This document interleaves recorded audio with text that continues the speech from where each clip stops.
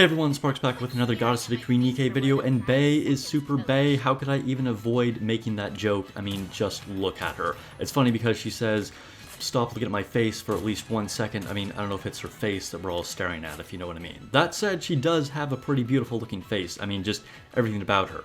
Hot take, maybe she is the best looking Nikke we've ever gotten? I don't know. Let me know if you agree or disagree in the comments. But let's take a look at what she actually does. What does her kit do? So she is a Burst 2 Defender fire code with a rocket launcher. So we're continuing to get more rocket launchers. That definitely seems to be the theme that we're getting after we got a bunch of shotgun support.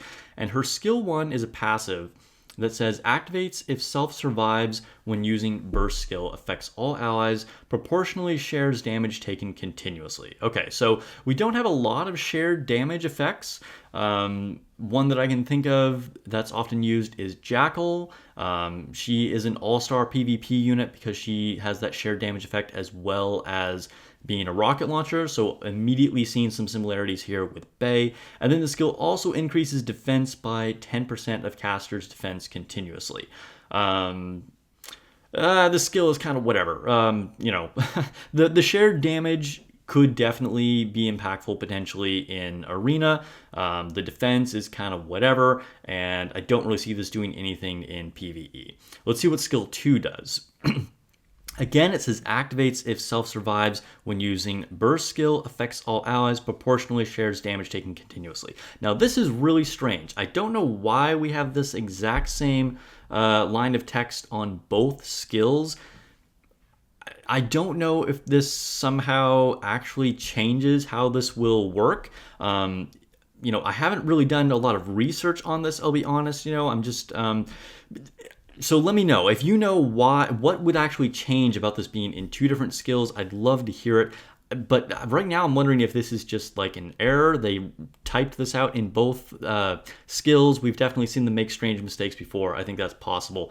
But anyway, we're getting the exact same effect here. And then it also says activates when full burst ends, affects self, continuously covers HP by 2.8% of caster's final max HP every 1 second for 5 seconds. This is a pretty good effect. The only problem is it helps her recover, which isn't so great, but recovering 2.8% of final max HP every second is pretty significant. That's a lot of cover recovery as a defender, and then the fact that it'll count all buffs and gear and everything, that's very good. But again, it's like only keeping her alive, and we're not seeing a taunt here yet. Now oftentimes taunt can be a little bit hazardous, but in this case the fact that she's only increasing her own cover, I almost feel like we would want a taunt, and we're not getting it. And then we have her burst, which has a cooldown of 40 seconds, which basically makes her dead on arrival. This is really unfortunate, but like for PvE, it's really hard to justify a 40-second cooldown of any burst 1 or burst 2 in a top tier team. There are some exceptions, and if their effects are really, really good, that can happen, but I don't see something really making up for this. It says affect self, covers max HP goes up by 18% of caster's max HP for 20 seconds. Okay, so again, we're getting a huge buff to the covers HP. It is strong, but it's only on herself. And then affects all allies, damage taken goes down by 8% for 10 seconds. Now that's pretty good. The fact that it affects all allies and it's damage taken. Damage taken is one of the best ways to mitigate damage besides just straight up healing.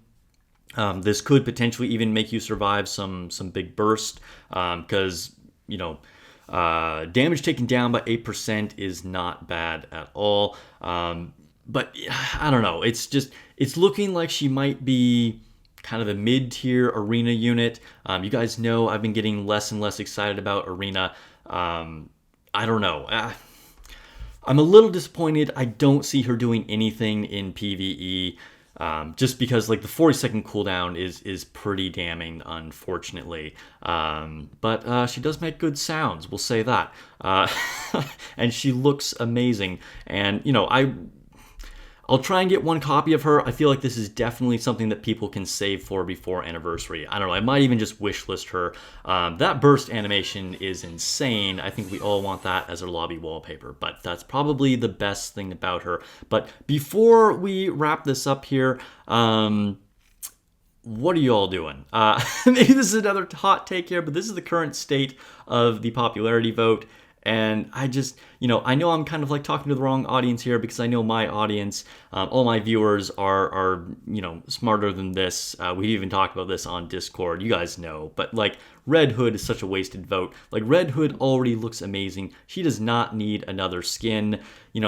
People like Pepper and Dee are great examples that had sort of like more bland designs. They got amazing upgrades when they got either a skin or an alternate version. But like, Red Hood is great. Like, we don't need another skin for Red Hood, but, whatever.